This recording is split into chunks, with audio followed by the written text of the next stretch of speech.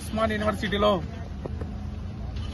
ఉమ్మడి నల్గొండ అభివృద్ధి ప్రదాత మాజీ మంత్రివర్యులు ప్రస్తుత సూర్యాపేట శాసనసభ్యులు జగదీష్ రెడ్డి గారి పుట్టినరోజు వేడుకలను ఘనంగా నిర్వహించడం జరిగింది.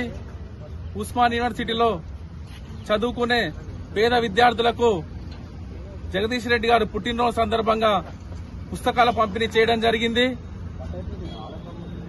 జగదీష్ అన్న ఇలాంటి పుట్టినరోజులు మరెన్నో జరుపుకొని పేదల గొంతుకగా, ప్రశ్నించే గొంతుకగా, అన్ని వర్గాల గొంతుకగా ఈరోజు తెలంగాణలో మాట్లాడుతున్నాడు.